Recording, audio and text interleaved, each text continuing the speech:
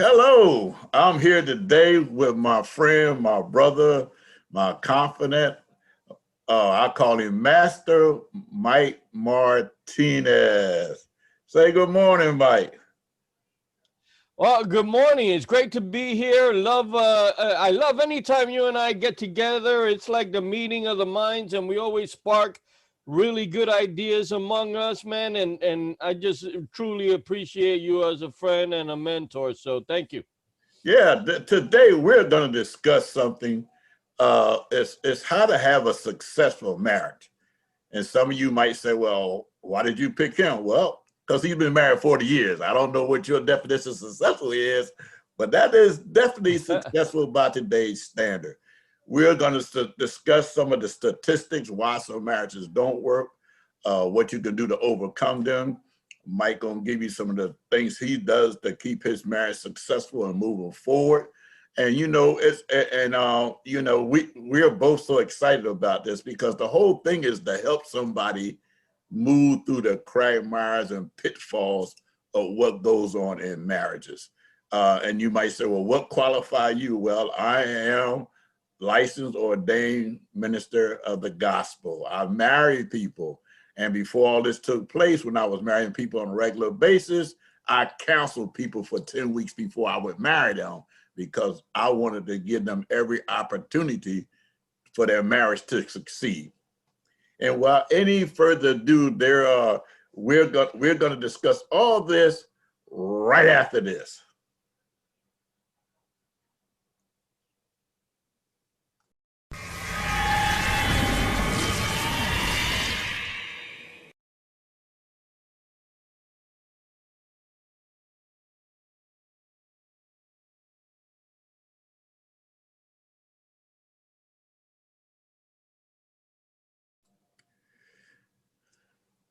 Okay, Michael, before we get all the way into this, there's just a couple of things I want to share with you, which you probably already know.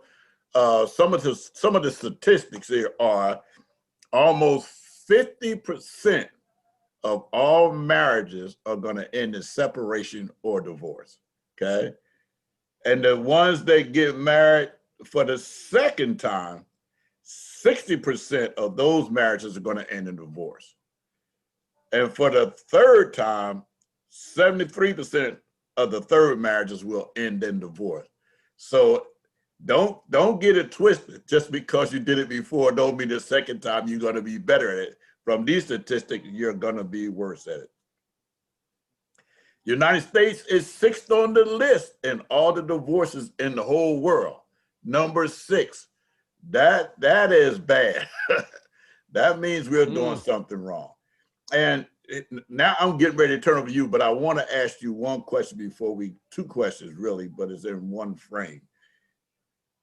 This is what I personally believe is the cause of a lot of divorces. Then you will address it however you like. One of the ones is unreasonable expectations. Okay. And the other one is they don't feel the family is worth fighting for. With those two things being thrown at you, the floor is yours. Well, I'd like for you to clarify for me and probably for the audience what you mean by the expectations being beyond what people can do. What specifically do you mean by that? Here's an example: unreasonable. That's why I use unreasonable expectations. Some things are reasonable. I expect for you, if a woman marry a man, she expect for him to put a roof over her head, somewhat take care of her. Unreasonable is for me to expect for us to get married, that they had the greatest, fabulous wedding ever been placed on the face of the earth, and the biggest church, had the most people there, had the greatest catering service, which automatically put you or your parents in a huge debt. Now I expect for you, my reasonable expectation is for you to put me into this lavish home, mansion, driving around a Rolls Royce and different things that unreasonable. I mean, for you to put me in a car is reasonable. Rolls Royce is unreasonable. A home is reasonable. A mansion is unreasonable. Right. You know, I expect for me, my bank account to always be above where it should be. Unreasonable, because their bills have to be paid if you're not used to it. And that's what I mean by unreasonable. Okay. And that's good, man. You know, I had one of my mentors that used to say that sometimes women say, go out there and conquer the world. Just make sure you're home by 4, right? And that's one of the things that you're saying that's unreasonable. Unreasonable. For me personally, and here's what I think is one of the biggest things that creates this divide with people is that you got two separate individuals coming together as one, right? In the union of a marriage.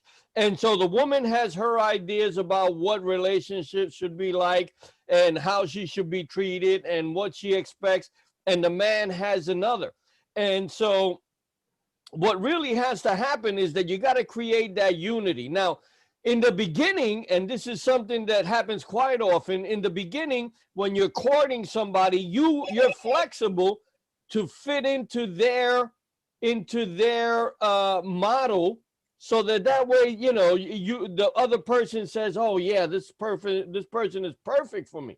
So you're both kind of willing to kind of be flexible about what you expect, and right. But then after a while, that courtship starts fading, and you go from now wanting to be flexible to now demanding that it's your way. You see what I'm saying? Right. Yeah. So that creates a major divide. And then people start saying, oh, this is not the person that I wanted to be with. This is not the person I met. This is not the person I dated. And so you start creating an even bigger divide. And that's what happens. I'll tell you, one of the things that I think Nelly and I have gotten together and have been able to do is that we kind of keep that spirit up. You know, I used to practice martial arts. One of my main instructor, he's an old Japanese guy, kind of reminds me of Master Miyagi from the Karate Kid. But he was one of these old guys that used to give you, you know, a lot of philosophy and stuff. Right. And he would say all the time, he would say, listen, you got to come into the school every day as if you're a white belt. Why? Because when you're a white belt, you're energized. You want to work out hard. You want to impress. You want to learn. But then sometimes when you get a brown belt or a black belt, you feel like, oh, I've been doing this already for a while, and you don't put the same effort. And the same thing happens with us, right? And sometimes it happens within 6 months. Sometimes it happens within 2 years, where we start fading away. We don't have that courtship energy anymore. And that's something I think we need to keep. You start taking each other for granted, in other words. Right. Yeah. You know, and I use a different phrase, but it's the same thing you said. We come in relationship with different baggages. You got baggage from your past relationship. I got baggage from my past relationship, and we bring all that baggage in there. If you're not willing to sit, and that's why I said I used to counsel people ahead of time, because of the simple fact for 10 sessions, not just a counsel, 10 sessions. And one of the things I wanted them to do was is write down everything you like and dislike about this person. Always amazed me when they so in love, they couldn't find nothing wrong.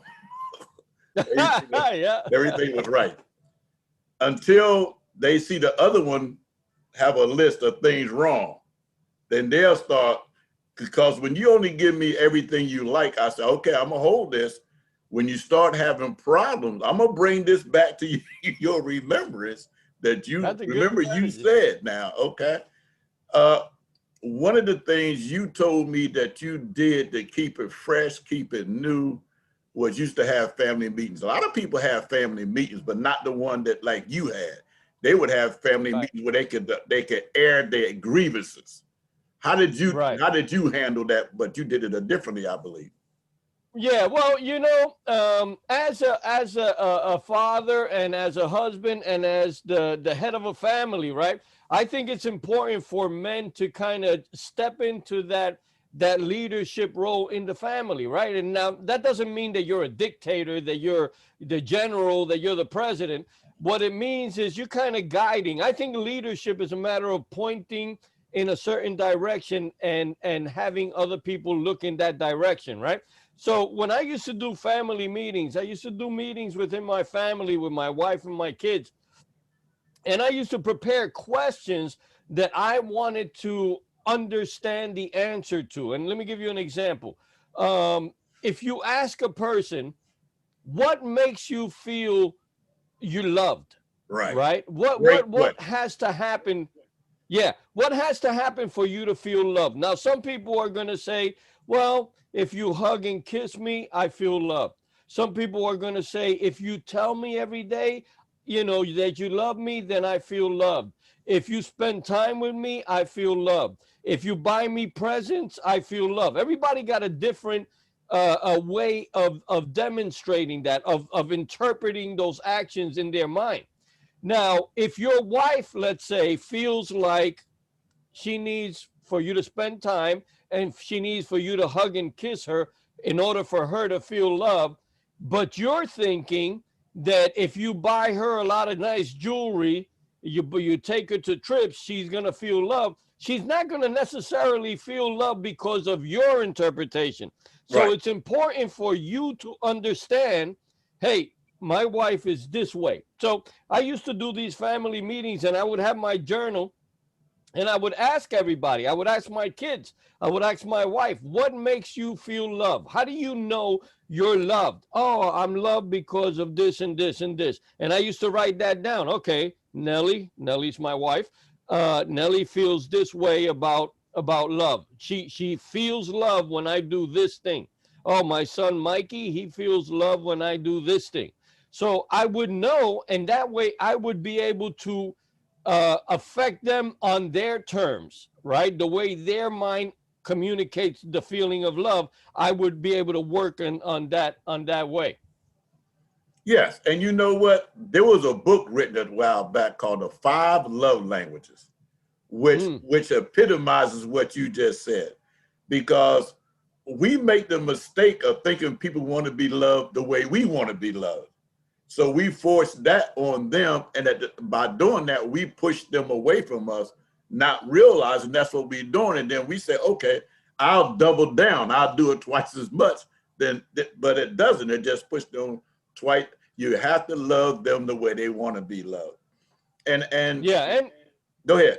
and you know what? It's also important for you to let the other person know how you feel loved, Absolutely. right? Because they may think that, okay, I like being hugged and kissed, and that's my way of feeling love. Everybody must feel it that way. Right. That may not be the case, Right. right? So you might have another way of expressing that, of interpreting those actions, and they need to know that, Right. right? I'm sorry to interrupt. No, no, no, cool. Because this is our conversation.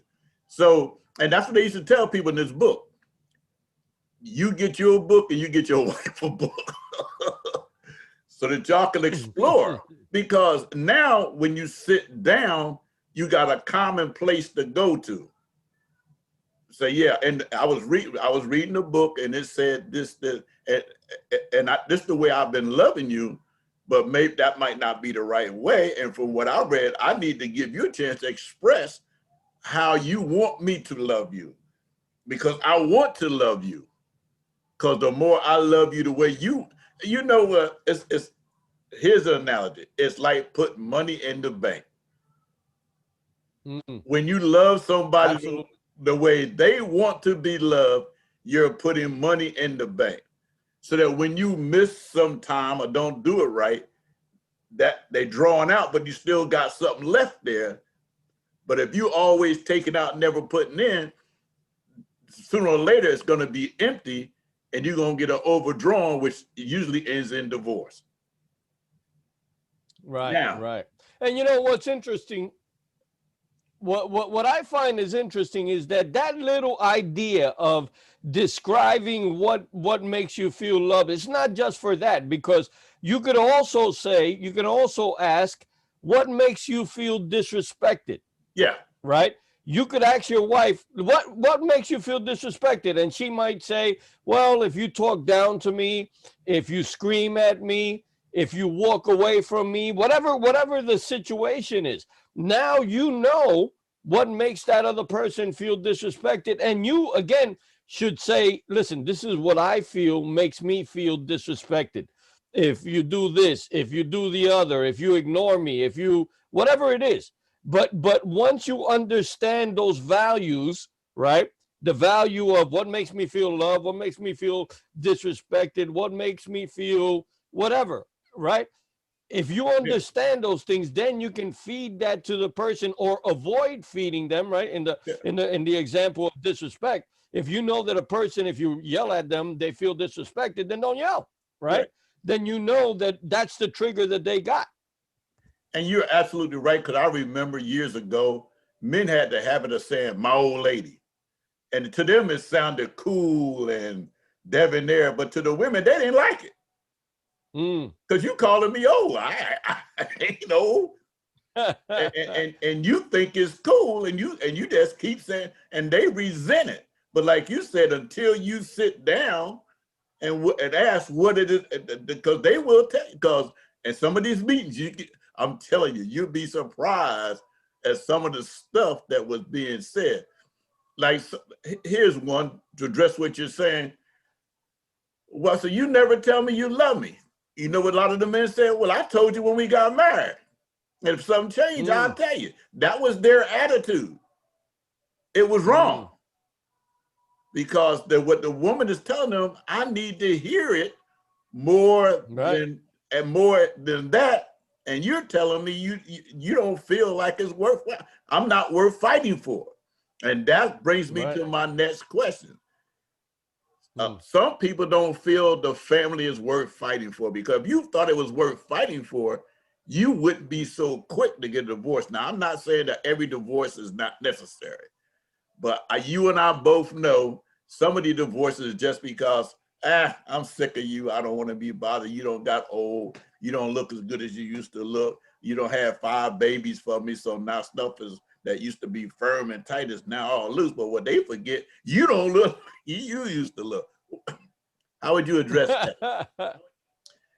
Well, you said something very interesting at the beginning of this when you were talking about the statistics, and the statistics are absolutely right. And the reason why they're right is, if it's 50% of marriages end in divorce, but then if you've already had one marriage end in divorce, it's a lot easier for the next marriage to end in Right, divorce, right? right, right. And then if you had 2 marriages that end in divorce, it's a lot easier to get the third. And some people, as you know, get 3 or 4 marriages before they finally get it right, if they ever get it right.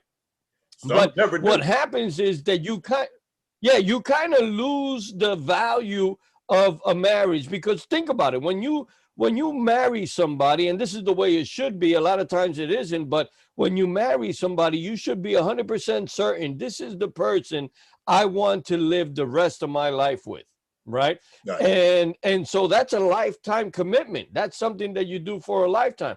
Now, what I tell a lot of people, and what because I come through situations like this in my own family, where I have to talk to people and say, listen, I know you want to divorce this person now, but how do you know that the next person is going to be any better? Any How do better. you know that the next person will be worse?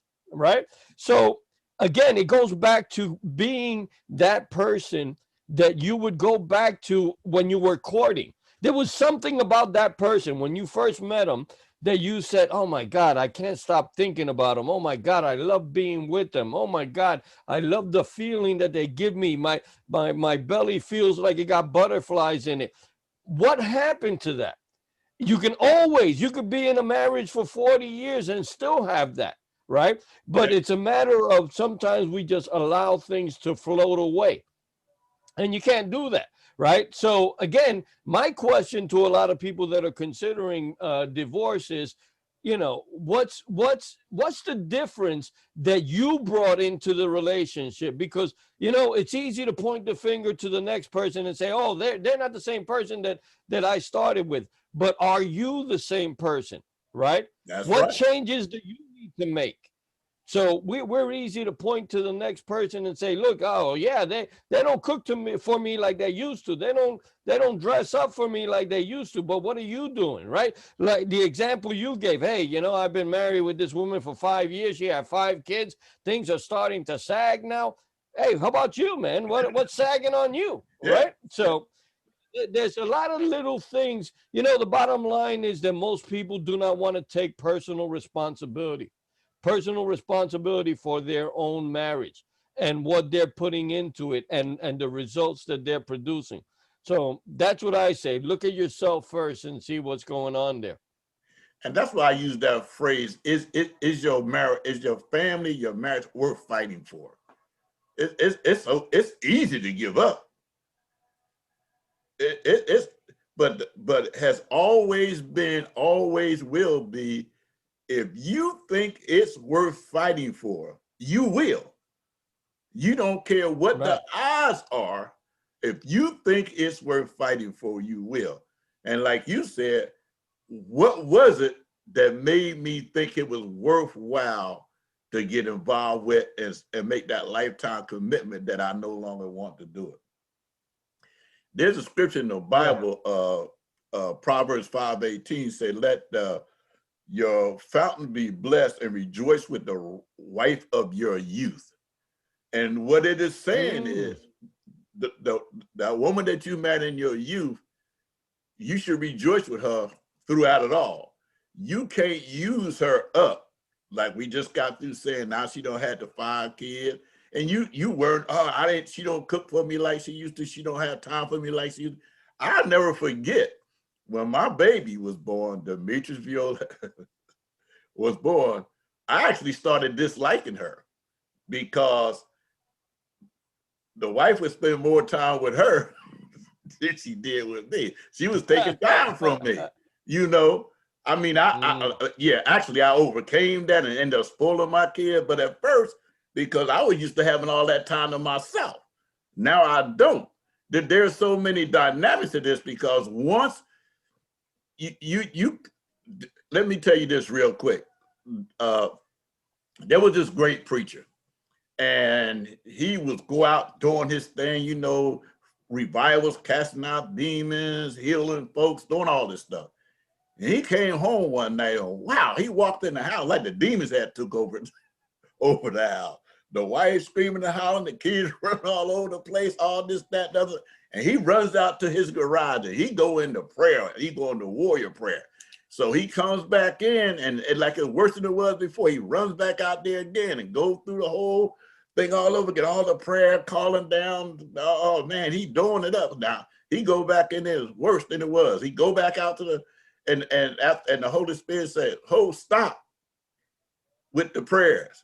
What you need to do is go back in there, get you a vacuum cleaner, wash some of them dishes, give her a helping hand, and you'll see how things will change."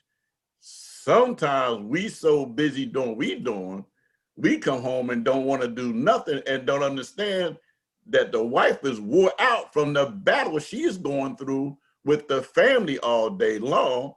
Instead of us helping, we're making situations worse. What's your take on that? Well, it's very interesting that idea of, is your family worth fighting for? Here's the bottom line. When you speak to married couples that have put the time in, I'm talking about people that have been there 30, 40, 50, 60 Okay, years. yeah. What you're going to find out is that the more problems that they face together as a family, the more issues that they had to overcome, the stronger they got. Now, the people, and I hate to say it this way, and I don't mean to offend anybody, but here's the bottom line. If you're facing a problem and you're ready to quit, you're out, then you really got to see, how strong your mind is, right? Right. Because the bottom line is that That's how you become stronger. If every time you face a problem, as a simple example, let's say I wanted to start a business, right? This is outside of the family deal, but Right. I want to start a business and I got a big dream and I'm gonna chase my dream. And then the very first obstacle that I get, I say, I guess this is not meant to be, and I walk away from it. Then did I really want that dream? Right. No, you can't say you wanted it. Now it's the people that go out there and say, man, I got a problem. What do I do?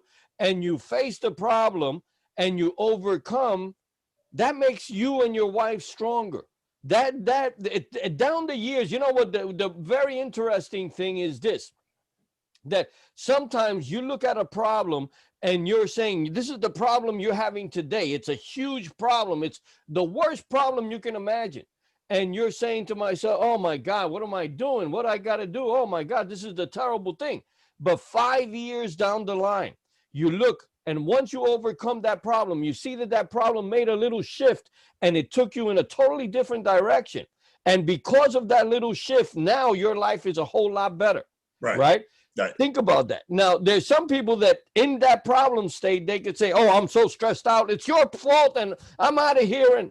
And that's it, right? Yeah. Now you start fresh. And then what happens when you got a problem? You got problems. It's a part of life. That's right. So are you ready to give up on every one of those, or are you willing to fight? Are you willing to make it happen no matter what you're facing? And that is the key. I think, my wife and I, we've gone through some really challenging times. I mean, challenging times. Some things that I don't are so embarrassing, I don't even want to talk about them. But you know what? Because of that, we learned the lesson. And here's the thing, you don't fail if you learn the lesson. If That's you're right. facing a problem and you learn a lesson and that lesson makes you better prepared to face it the next time, then you're in a stronger position, right? So Right. now me and her, we're in a stronger position as a couple, and we could face that the next time it happens, right? Right. A lot of times a divorce happens because of money issues. And what happens? A lot of times it happens because the economy is the economy. And sometimes the boss says, hey, Aki, I don't need you anymore. Get out of here. Don't come again. And you get fired and you've been in that job for 18 years. And now you got that stress. Oh my God, what do I do? How do I keep the roof over my head? How do I bring the food into the house? I'm the leader of this family. And you as a man, and I know I've been there, man, you get stressed out because of that situation. But if you guys can come together and say, let's figure this out. Let's see how we could get over this, become stronger, become a better family, and somehow you figure that out. I'll tell you, there's nothing more invigorating. There's nothing more powerful to make you better prepared for the future than something like that. The problem is most people don't want to go through those things. You know what you did because you feel like you accomplished something together. That's the difference. Do you know the most successful marriages? Now, for the last 20 years, I don't have the statistics, but up to the last 20 years, I had the statistics on this. The most successful marriages in America were farmers. Because that's interesting. Everybody had a defined place where they did. The wife knew she had to get up at a certain time, have breakfast at a certain time, and the husband knew he had to do something at a certain time, to eat a certain, because he had to go out in the field, and everything depended on them working together. Because if that crop don't come in, the cows don't get milk, or whatever happened with them working together as a unit to accomplish that, they won't succeed and they'll fail. So everybody got an investment in the dream, in the idea, in their future. So I'm gonna do whatever it takes to make this come true, to make it come to pass. And I think because, and I don't want to make this sound more facetious than it is, that because we are career driven, I'm over here in my career, you're over here in your career, that sometimes we get the idea that our career is more important than the other person's career. And that makes a lot of time for separation, because you said, okay, sometimes money can be the problem. Oh, that's very well true. But What about all these movie stars, millionaires, sports players that's getting married 5 and 6 and 7 times? They got all the money in the world. So what? So the money ain't their problem. It's other issues that we've touched on that they don't feel is worth fighting for. They're not headed in the same direction. They don't have the investment in each other or they just felt like, okay, they don't look like they used to look when they used to take my breath away. So, but this young thing walking past here, oh, now that reminds me. So I'm gonna go. But in the end, they ain't nothing like an old fool, nothing. So we have to learn how to conduct ourselves. Isn't worth to me. If it's worth fighting for, you're gonna do what it takes to keep that marriage together. Now, there are certain instances when you're in a marriage that's abusive. Now, unless you're doing something about it to take care of it, you need to get to a place where you can rethink that situation. I'm not going to tell you to get a divorce because that might not be what it takes, but you need to get someplace safe where you can assess and address the situation. Right. Let me interrupt you here. Let me interrupt you, Aki, because you and I had a discussion about this before, and I'd like you to elaborate on it because it was enlightening for me, where you were saying it's not a 50-50 situation. Talk about that. Okay. A lot of times, somehow, I don't even know where this comes from. I know Teddy Pendergrass sung a song one time is a 50-50 split. But somehow we got that idea that it's 50-50. No such animal. Because there are times in every marriage where you might not feel like doing a 50% that day. I might only feel like doing 10%. And that means that the other person is going to, in order for it to work, is going to have to put 90% in it. If they don't, we're going to have problems. So at every given turn, you got to give and take. You got to be willing to, okay, the day I didn't, well, yeah, oh man. And when they don't feel like it, you got to remember, a couple of days ago, I didn't feel like it. They put in all the work. So, and they're not acting like they normally, so I need to put in all the work. And so now we can, like you said, we can meet this challenge together. And because we overcame it together, we feel like we accomplished something. And you know what's the great thing about it? You start to be able to see it coming before it get there. So I've seen this picture before. Listen, babe, I'm telling you right now, I see what's going on. We need to address this and meet it head on before it get there. And a lot of times, sometimes it just takes communication, because sometimes we just feel like we grown. I don't need to consult you every time I want to spend something. But if you don't, if you want to buy a candy bar or something, you don't. But if you want to go out and buy a car or a new house, you need to talk to each other. You need to go through that process, because if it don't work, guess what? It's gonna cause problems. Yeah, absolutely. And you know what? A lot of times, Aki, and I'm talking from a man's perspective, a lot of times us men, we say, hey, I'm the head of the house. I got the major decision I'm the major decision maker and stuff like that. And up to a certain extent, that is true. The Bible says the man is the head of the house. I agree with that 100%. But we can't underchange the value that a woman puts in that relationship, in that unity. Because a lot of times, I can tell you, there are situations where I don't have the faintest idea how to handle it, and I let it fall on Nellie and let Nellie deal with it, because Nellie knows how to deal with that, right? If I was to put my hand in there, I'd make a mess out of it. But because she's such an expert at being a mom and being a wife and stuff like that, and handling the household things, whatever it is, if she's an expert at doing something, then I let her do it. If she sees that I'm doing something that I'm an expert in, or I'm the strength there, then she allows me to do that. And that's how we work things, right? There are situations where both of us need to come together. And like you said, sometimes it's 50-50, but sometimes it's 70-10, right? I mean, 70-30 or 90-10. Right. it depends on the situation and Right. where you're at, and how powerful that is. A lot of times I think us men, and I know a lot of them, right, that I've spoken to, that feel like in every situation they need to be the number one answer or the final decision maker, and that's just simply not true. Right. And you want to know something? And I know we run out of time. Let me say this before I get into what I'm going to say, just in case we run out of time.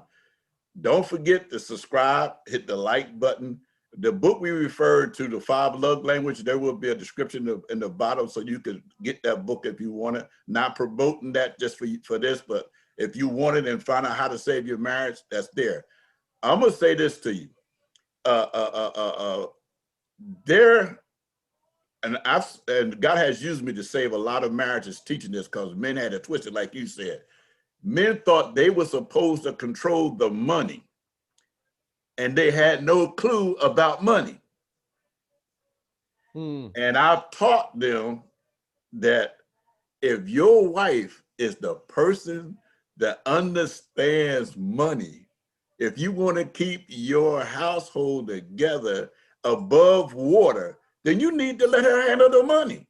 I mean, yeah, you got to oversee to make sure stuff is being done, but the bottom line is let her handle the money, like you said, because you know why God puts us together the way he does? Because you got certain gifts that I don't have, and I got certain gifts that you don't have. And when those gifts come together, we can make it work. It fits. But if it's out of kilter because I'm controlling everything and I'm not letting you use your gift, we'll never get where we're going. And we'll always be frustrated, which will end up in divorce until we learn to allow each other to operate in our gifts, to know that sometimes you're gonna have problems. They're just gonna be there. It's just life. Life ain't, you ain't gonna get in and out of this without problems. Get that. They're gonna come. The problem is how you handle it. You know, you got to build those marriage muscles. Say, you know, my family is worth fighting for. My wife worth fighting for. My kids is worth fighting for. I now realize I had some unreasonable expectations. I need to bring those down and put them in a reality. I'm not saying kill your dreams. I'm saying you cannot go on a job and expect to be the president. You got to start at the bottom. Anything you want to say before we close, Brother Mike? Been a pleasure. Yeah, well, one of the practices that I think is a useful thing, and that we walk away from after we get, we go through that courting period. I think that courting period should be there all the time. Right. So my wife and I, I remember hearing that, it's a beautiful thing to have a date night, right? Right. And my wife and I started that, and it's a little dancing, a little drinking, a little, right? And I go on Tuesdays and she goes on Thursdays now. Right. So, yeah, no, I'm just joking, man. Yeah, I know. Art told that joke. I'm joking. Yeah. So, you know what? Every Sunday we make it as our date night. And we go out and it could be a simple thing. It could be that we just stay home, but we know it's our date night. It could be that we're going to see a movie. It could be that we're going to the beach. It could be that we're going wherever. But it's a specific day that we know this is for us to reunite, for us to rekindle, for us to enjoy ourselves. And we have a great time going out to eat, going to visit friends, going to different places. Yeah. And it's a beautiful thing, right? And my wife, I'll tell you, she has this thing where she's a paparazzi, as you say. Yeah. She takes a ton of pictures. Yeah, I see. But that's what it's all. Yeah. Yeah, having a good relationship is about creating memories. It's about creating moments that you could go back and look at and say, or remember and say, man, I remember that feeling. Man, I remember that love. Man, I remember that excitement. That's what a good relationship should be all about. If all you're doing is thinking back and thinking about times in which you had problems and stress and crying and stuff like that, that's not a good relationship. No. You got to create more of those moments where you're laughing and enjoying and having excitement and stuff like that. So that's what I want to leave you guys. You know what? Start going back to where you began. when you started this relationship, what were you thinking about? What was it that excited you about that person? And see if you could rekindle that. See if you can attract them the way you were attracting them before. And I'll tell you, magic happens when that happens. Aki, I want to thank you, man. Thank you for inviting me for this conversation. I truly had a great time. Thank you. I think we're going to have to do another one too, because there's another thing that we didn't even get a chance to talk about. It's called blended families.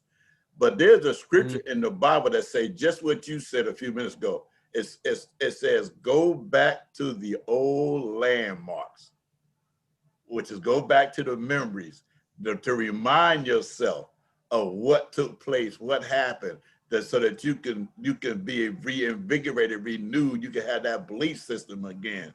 And it ain't nothing like when you touch somebody and that electricity fly between y'all. All of a sudden you think you're yeah. Listen, Yeah. don't forget. And it happens. That's right. Don't forget to subscribe. We hope that this helps somebody, because you know it don't take a lot. It just take you wanting to be willing to fight for your family. Listen, don't forget to subscribe, hit the like button, leave a comment. All of Mike's information, you probably seen it running across the bottom so that you could get in touch with him to get more insight to it. Because not only him, but my pastor, who's also been married 40 years, him and his wife go out to dinners and have date nights and things like that. So this is something that's been done by the successful marriages. If you want to have one, check it out. We'll see you again. God bless you. God keep you. God watch over you. Bye. Thank you, brother. Thank you, my brother.